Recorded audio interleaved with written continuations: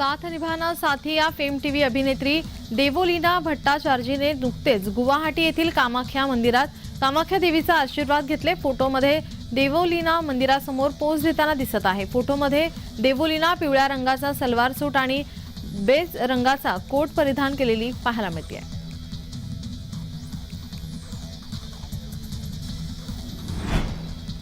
King Charles तृतीय यांना कर्करोग झाल्याची माहिती ब्रिटनच्या राजघराण्याच्या प्रवक्त्याने दिली आहे। किंग चार्ल्स यांना प्रोटेस्ट ग्रंथी संदर्भात तक्रार होती। त्यांची तपासणी करताना त्यांना कर्करोग झाल्याचं समजलं आहे। कर्करोग आणि प्रोटेस्ट ग्रंथींशी संबंधित नाही। किंग चार्ल्स यांना शरीराच्या कुठल्या भागात कर्करोग आहे हे स्पष्ट करण्यात आलेलं नाही। मात्र आता त्यांच्यावर उपचार सुरू करण्यात आलेत।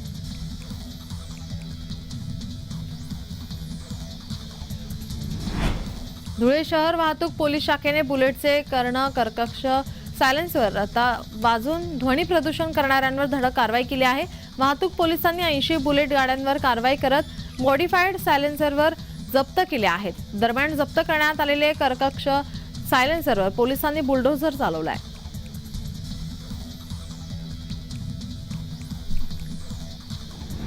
उत्तर प्रदेशमध्ये बहीण भावाच्या नात्याला काळीमा फासणारी घटना घडली आहे। एका 19 वर्षीय नराधमाने अल्पवयीन मुलीवर अत्याचार केले आहेत। मोबाईलवर पॉर्न व्हिडिओ सख्या भावाने हे पाहून बहिणीसोबत अतिप्रसंग केला, त्यानंतर गळा दाबून तिची हत्या केली आहे। चुलत्याच्या तक्रारीनंतर पोलिसांनी गुन्हा दाखल केलाय। या प्रकरणी पोलिसांनी भावाला अटक केली आहे।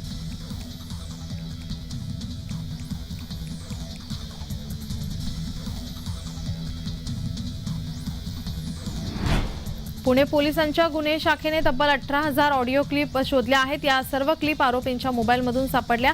या प्रकरणी गुन्हे शाखेच्या पोलिसांनी तब्बल 18,827 ऑडिओ क्लिपपैकी 10,500 ऑडिओ क्लिप तपासल्या आहेत।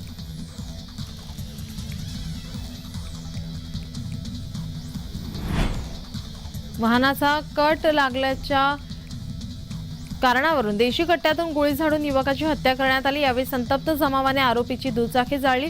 ही घटना यवतमाळ शहरातील कळंब चौकात मंगळवारी रात्री 9 वाजताच्या सुमारास घडली आहे। या घटनेने शहरात खळबळ माजली। शादाब खान रफिक खान राहणारे तायडे नगर असे मृतकाचे नाव आहे।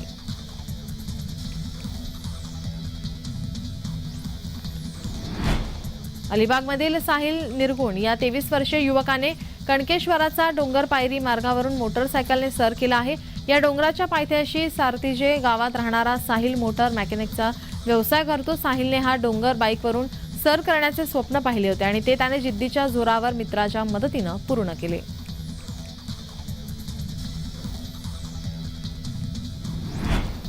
माळसोन्ना गावामध्ये मंगळवारी सायंकाळी 5:30च्या सुमारास सुरू असलेल्या अखंड हरिनाम सप्ताहात वाटप करण्यात आलेल्या भगरमधून विषबाधा झाली आहे।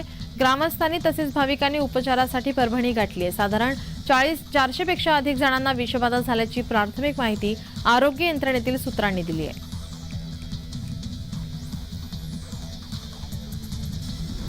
निफाड तालुक्यातील नांदूर मधमेश्वर पक्षी अभयारण्यामध्ये देशी विदेशी हजारो पक्षी हजारो किलोमीटर अंतर पार करून आले आहेत। त्यामध्ये कॉमन क्रेन, किनबिल, open, gadwall, pintail, wigeon, marsh, harrier असे सारे पक्षी असून एकूण 18 ते 19,000 पक्षी पाहायला मिळतात।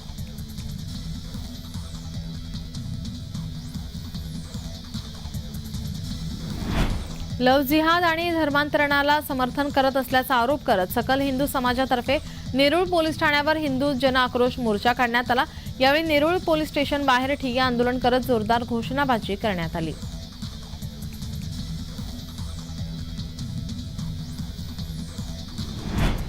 लोणावळ्यात अवैध मद्य विक्री करणाऱ्यांवर कारवाई करण्यात आली। आरोपी बापू विठ्ठल आहेर आणि सुनील रामचंद्र कदम यांच्या ताब्यातून विदेशी मद्यांच्या विविध ब्रँडच्या बाटल्या आणि वाहन जप्त करण्यात आले।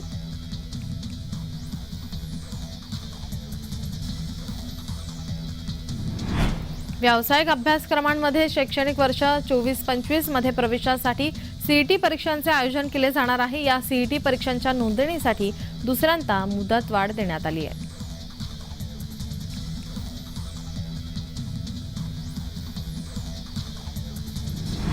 मोबाईल ॲपद्वारे डिजिटल माध्यमातून कर्ज वितरणाच्या नावाखाली होणाऱ्या सायबर गुन्ह्यांचे प्रमाण वाढू लागले आहेत। गुगलने वर्षभरात 2200 हून अधिक अवैध आणि फसवे लोन ॲप प्ले स्टोअरवरून हटवले आहेत।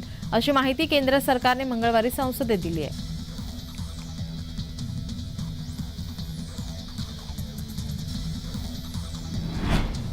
केंद्रीय मंत्री भागवत कराड यांचा ड्रीम प्रोजेक्ट असलेल्या जायकवाडी धरणावरील 15,000 एकरातील तरंगता सौर प्रकल्पाचा लढा वाढण्याची शक्यता आहे. जायकवाडी धरणावर 10,000 मच्छीमारांचं जलसमाधी आंदोलन होत आहे. पोलीस आंदोलकांना रोखणार म्हणून हजारो आंदोलक हे धरणावर पहाटे आणि रात्रीपासूनच या ठिकाणी दाखल होत आहेत.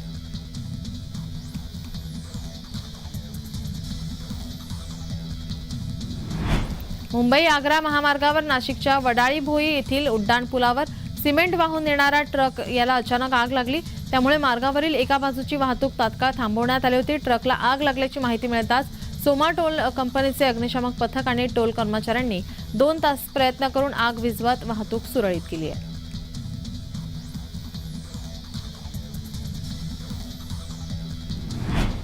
दहिसरला महामुंबई प्रदेशाच्या उत्तर भागाशी जोडणाऱ्या मेट्रो 9 मार्गावरील गाड्यांच्या दुरुस्तीसाठीच्या कारशेडच्या उभारणीला 52 आठवड्यांचा कालावधी लागणार आहे. त्यामुळे या उन्नत मेट्रो मार्गिकेसाठी आणखी किमान 2 वर्षांची प्रतीक्षा करावी लागणार आहे. एकूण 626 कोटी रुपये खर्च करून ही कारशेड उभी राहणार आहे.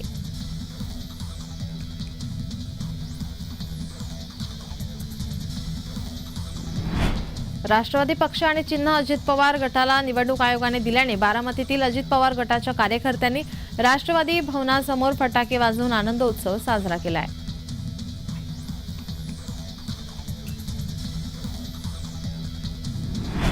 शरद मोहोळ हत्या प्रकरणात पोलिसांनी आणखी एका आरोपीला बेड्या ठोकल्यात. पुणे पोलिसांच्या गुन्हे शाखेनं मंगळवारी सापळा रचून आणखी एका गुंडाच्या मुसक्या आवळल्या आहेत. अभिजित वरुण मानकर याला पोलिसांनी सापळा रचून बेड्या ठोकल्यात. 31 वर्षीय अभिजित मानकर हा दत्तवाडी येथील रहिवासी आहे.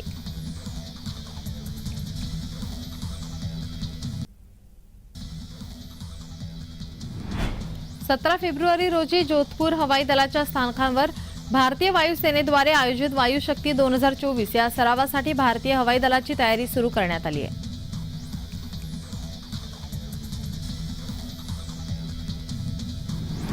IPL 2024 आधी मुंबई इंडियन्समध्ये खांदेपालट करण्यात आले. रोहित शर्माचं कर्णधारपद काढून घेत हार्दिक पांड्याकडे सोपवण्यात आलंय. हा निर्णय चाहत्यांना रुचला नाही. चाहत्यांमध्ये प्रचंड नाराजी होती. याबाबत संघाचे कोच मार्क बाउचर यांनी स्पष्टीकरण दिलंय, पण त्यातून नवा वाद उफाळला आहे.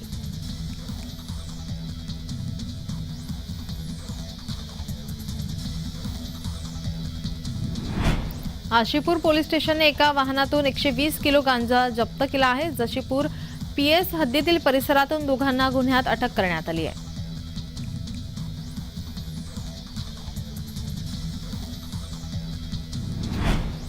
खासगी आणि आक्षेपार्ह चित्रफिती समाज माध्यमांवर प्रसारित केल्याप्रकरणी विभक्त पतीने दाखल केलेल्या गुन्ह्यात अभिनेत्री राखी सावंत हिला अटकेपासून दिलासा देण्यास मंगळवारी उच्च न्यायालयाने नकार दिला. त्यानंतर राखी हिने अटकपूर्व जामिनासाठी केलेली याचिका मागे घेतली आहे.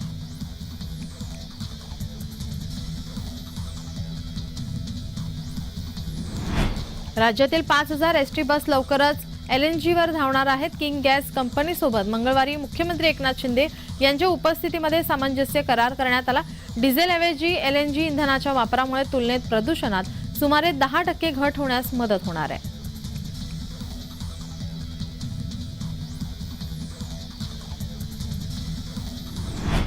मुंबईसह कोकणात आणि राज्यातही कमाल तापमानाचा पारा चढा असून फेब्रुवारीच्या पहिल्या आठवड्यामध्ये थंडी पळाल्याची जाणीव आहे. दुपारी तापणाऱ्या उन्हाचा त्रास अधिक जाणवत आहे.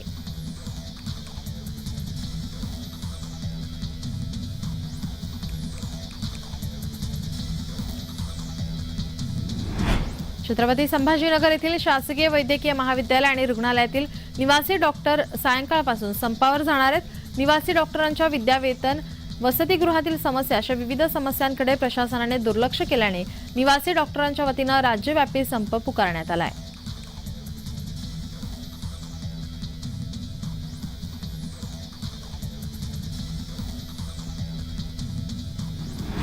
रत्नागिरीहून मुंबईच्या दिशेने गेलेल्या खासगी बसने महाडजवळच्या सावित्री पुलाजवळ पेट घेतला. सुदैवाने 19 प्रवासी बचावलेत. मध्यरात्री जवळपास 1:15 वाजण्याच्या सुमारास बसला आग लागली.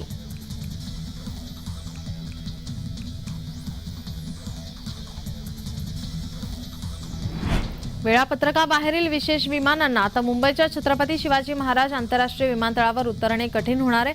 अशा विमानांसाठी आता 4 ऐवजी 8 तास विमानतळ बंद असेल. त्यांच्या संचारबंदीत 4 तासांची वाढ करण्यात आली आहे.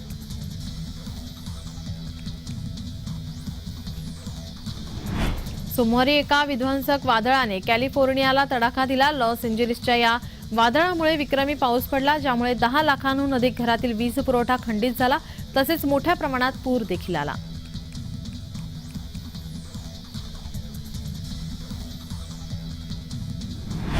मुंबई महानगर प्रदेशातील हवेचा दर्जा अद्याप सुधारला नसल्याने मुंबई उच्च न्यायालयाने चिंता व्यक्त करत राज्य सरकारवर ताशेरे ओढले. मुंबई महानगर प्रदेशातील हवा अत्यंत प्रदूषित आहे. परिणामी भविष्यात दूषित वातावरणात नागरिकांचे जगणे मुश्किल होईल. त्यामुळे त्याकडे कानाडोळा करू नका, प्रदूषणाच्या मूळ कारणांचा शोध घ्या, असे बजावत मुख्य न्यायमूर्ती देवेंद्र कुमार उपाध्याय यांच्या खंडपीठाने सरकारला फटकारले.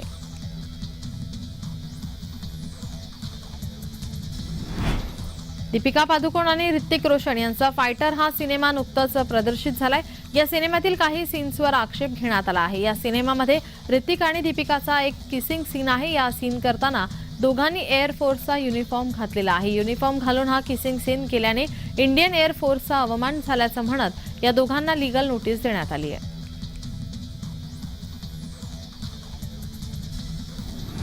अष्टविनायकांपैकी एक असलेल्या थेऊर येथील चिंतामणी मंदिरातील 100 रुपये भरून व्हीआयपी दर्शन घेण्याची सुविधा बंद करण्याचा निर्णय चिंतामणी ट्रस्टने घेतला आहे. नाशिकमधील एक भाविक कैलास दळवी यांनी व्हीआयपी दर्शनाबाबत कायदेशीर नोटीस बजावली होती. त्यानंतर ट्रस्टने तातडीची बैठक घेतली आणि व्हीआयपी दर्शन बंद करण्याचा निर्णय घेतलाय.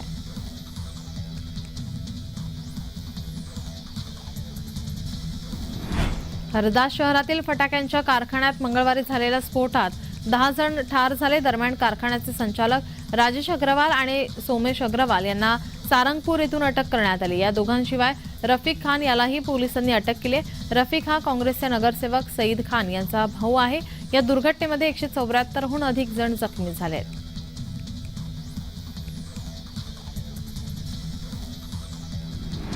कुवेतमधील एक बोट मुंबईची सागरी सुरक्षा भेदून थेट गेटवे ऑफ इंडियाला पोहोचल्याने खळबळ उडाली.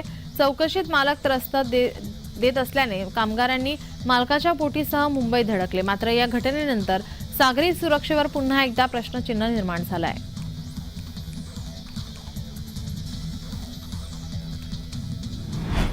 केंद्र सरकारच्या महत्वाकांक्षी प्रस्तावित पालघर येथील वाढवण बंदराला अखेर हिरवा कंदील देण्यात आलाय.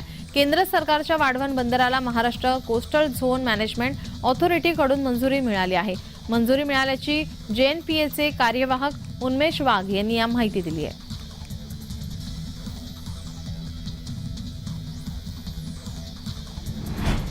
राष्ट्रपती द्रौपदी मुर्मू यांनी दिल्ली मेट्रोने प्रवास केला. दिल्लीच्या मेट्रोतून राष्ट्रपती द्रौपदी मुर्मू यांनी प्रवास केल्याचं पाहायला मिळालं.